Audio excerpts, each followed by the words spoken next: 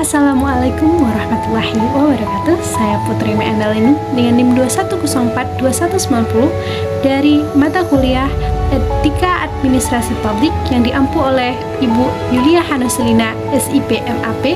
Kali ini saya akan membuat video tentang manfaat etika administrasi negara dalam memperlancar peranata-peranata pembangunan. Masalah etika memiliki potensi dan peran yang sangat penting dalam proses administrasi negara. Nah, etika administrasi negara yang merupakan salah satu wujud kontrol terhadap administrasi negara dalam melaksanakan apa yang menjadi tugas pokok, fungsi, dan kewenangan yang akan mendapatkan manfaat nantinya.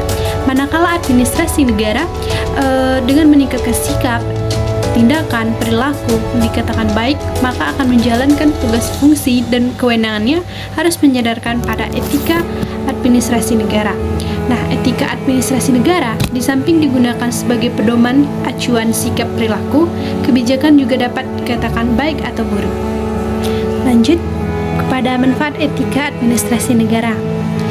Pentingnya etika administrasi negara yang disebutkan menurut Henry pada tahun 1995, yang pertama dengan alasan adalah adanya public minat atau kepentingan publik yang harus terpenuhi oleh pemerintah karena pemerintah memiliki rasa tanggung jawab.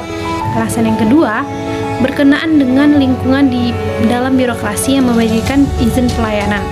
Yang ketiga, alasannya berkenaan dengan karakteristik masyarakat publik yang kadang-kadang begitu variatif sehingga membutuhkan perlakuan khusus. Yang keempat adalah alasan peluang untuk melakukan tindakan yang besar dengan etika yang berlaku dalam pemberian pelayanan publik yang sangat besar. Dalam etika pelayanan publik, ada seperangkat nilai yang dapat digunakan sebagai acuan, referensi, dan penuntun bagi birokrasi pelayanan dalam menjalankan tugasnya, dan kewenangan juga akan memberikan manfaat dalam administrasi tersebut. Adapun nilai-nilai tersebut, yang pertama, efisiensi. Nilai ini berarti tidak boros. Menurut Darwin, pada tahun 1999, mereka akan menggunakan dana publik atau public resource secara hati-hati untuk memberikan manfaat hasil yang sebesar-besarnya bagi publik. Efisiensi dapat dicapai manakala setiap anggota organisasi dapat memberikan kontribusi kepada organisasi. Karena itu, perlu ditegakkan sebuah prinsip-prinsip. Jangan bertanya apa yang saudara dapatkan dari organisasi, tapi bertanyalah apa yang saudara berikan kepada organisasi. Nilai yang kedua yaitu membedakan milik pribadi dan milik kantor. Nilai ini dimaksudkan supaya birokrasi yang baik dapat membedakan mana milik kantor dan mana milik pribadi. Artinya, milik kantor tidak digunakan untuk kepentingan pribadi. Yang ketiga, ada nilai impersonal.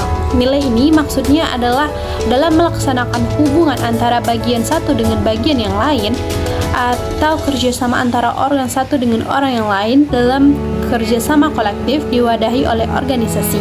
Dilakukan secara formal, maksudnya hubungan impersonal perlu ditegakkan untuk menghindari unsur perasaan daripada unsur rasio yang menjalankan siapa tugas yang bertanggung jawab kepada peraturan dalam organisasi, siapa yang salah satu yang memberikan tindakan, dan yang berprestasi selayaknya juga mendapatkan penghargaan.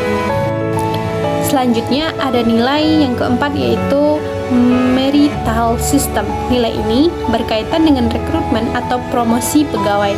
Hendaknya menggunakan marital system, artinya dalam penerimaan pegawai atau promosi pegawai tidak berdasarkan kekerabatan, namun berdasarkan pengetahuan atau key knowledge, keterampilan atau skill, kemampuan atau capable, dan pengalaman atau experience, sehingga dengan sistem ini akan menjadikan yang bersangkutan dan profesional, cakap dalam menjalankan tugas dan tanggung jawabnya, bukan dengan spoil system.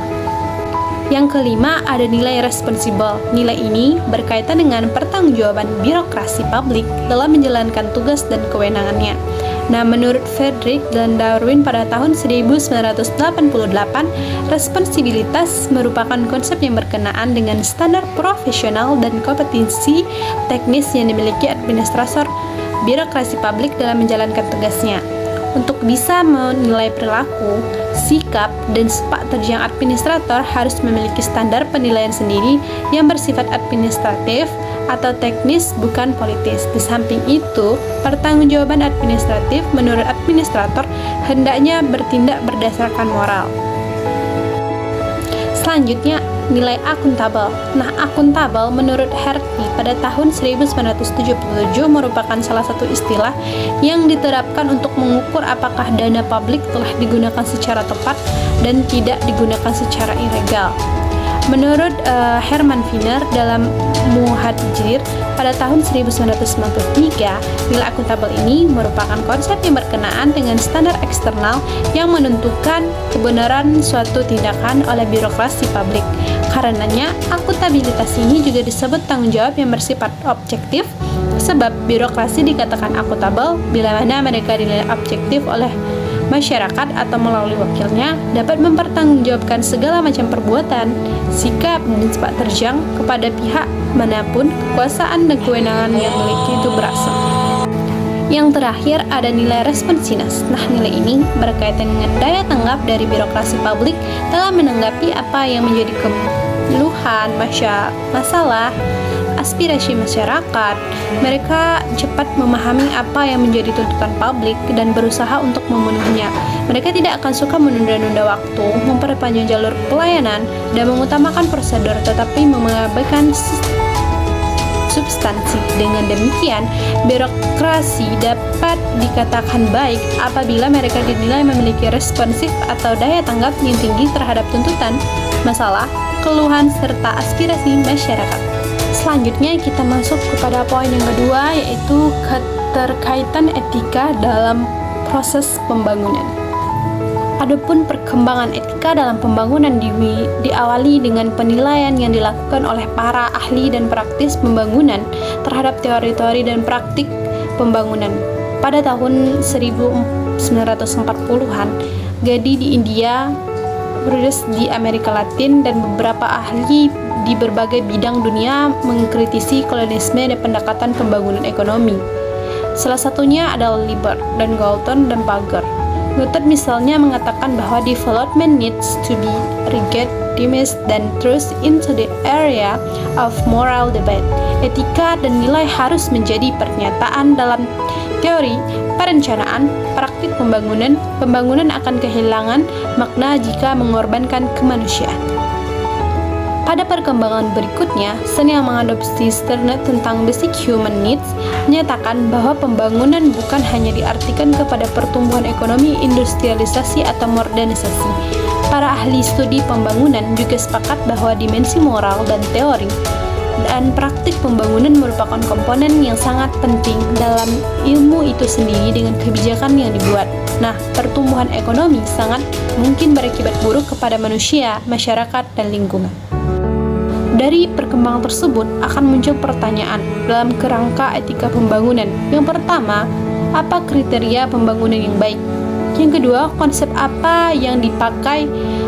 Yang ketiga, apa tujuan, prinsip, strategi, dan yang menjadi landasan? Yang keempat, isu moral apa yang muncul dalam praktik pembuatan kebijakan serta bagaimana cara mengatasinya? Yang kelima, bagaimana keterbatasan dan manfaat pembangunan didistribusikan.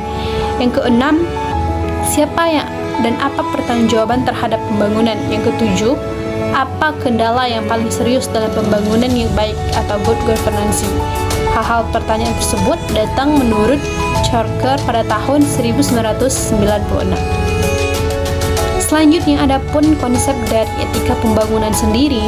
Pertama, menurut Galton pada tahun 1997, etika pembangunan sendiri adalah the explanation of ethical and fluctuation posed by development theory, planning, and partition. Sejalan dengan Galton, Charker juga tahun 1991 mendefinisikan etika pembangunan sebagai the normative of actual assessment of the ends and the means of the trade, world, and global development. Kemudian masuk kepada fungsi etika pembangunan. Definisi tersebut ada tiga fungsi utama dari etika pembangunan sendiri. Yang pertama, mengangkat nilai-nilai sebagai suatu kebutuhan atau needs, bukan sekedar kemauan atau wants, berbasis dengan keadilan atau justice, bukan sekedar sedekah atau charity, keadilan yang bukan bersifat individual atau perilaku, tetapi terstruktur dan terlembaga dan tidak sekedar manipulasi sumber, kekayaan, kekuasaan, informasi, dan pengaruh. Yang kedua, ada memformulasikan strategi-strategi yang etis dalam pemecahan masalah pembangunan. Yang ketiga, menemukan jalan yang menggambarkan alternatif proses perencanaan yang layak secara teknis, politik, dan etika. Menurut Goldlett tahun 1997, ada dua cara untuk memformulasikan etika pembangunan menjadi bidang kajian. Yang pertama, melalui keterlibatan sebagai perencanaan atau planner atau agen perubahan dengan praktik pembangunan dalam usaha mengartikulasikan secara formal strategi yang etis. Modal studi ini dipakai adalah mengupas nilai-nilai laten yang terkandung dalam setiap kebijakan, program, dan proyek pembangunan. Etika pembangunan juga dipandang sebagai metode prosedur penelitian yang berbeda-beda. Prinsip-prinsip umum sebagai pedoman memformulasikan strategi-strategi yang etis. Strategi yang etis dalam pengambilan keputusan dan aksi pembangunan dan spesifik, dan penyediaan standar normatif untuk mengevaluasi kinerja pembangunan. Yang kedua, berasal dari kritik internal teori etika kontroversial yang berkembang menjadi etika pembangunan, yang mana memusatkan perhatian pada teori dan praktik pembangunan yang berkaitan dengan lingkungan, keteraturan dunia, dan area anterdisiplin. Analisis formal yang dilakukan pada isu-isu, justifikasi utama pada hak asasi, kebutuhan, kapasitas, dan hak menguasai, penilaian etika pada kebijakan yang berdampak pada korban yang marginal akibat proses pembangunan, evaluasi kompetisi antara ekonomi, politik, dan sosial, dan konsep baru mengenai keamanan atau security pada pengembangan berikutnya dikenal juga dengan disebut etika global yang didorong oleh kekuatan-kekuatan politik yang merupakan reaksi atas Perang Dunia Kedua, di mana banyak terjadi pembunuhan dan kehancuran akibat peperangan. Jadi, di sini kesimpulannya adalah bagaimana etika pembangunan memberikan kebijakan dan keputusan pembangunan dan implementasi yang humanis dan tidak mengakibatkan runtuhnya budaya, terkorbankannya kemanusiaan dan kesejahteraan masyarakat semata-mata demi keuntungan sekelompok orang, ideologi tertentu, ataupun masalah efisiensi. Misi utama etika pembangunan adalah to keep hope alive, harapan tetap ada untuk menciptakan berbagai kemungkinan menuju kemakmuran.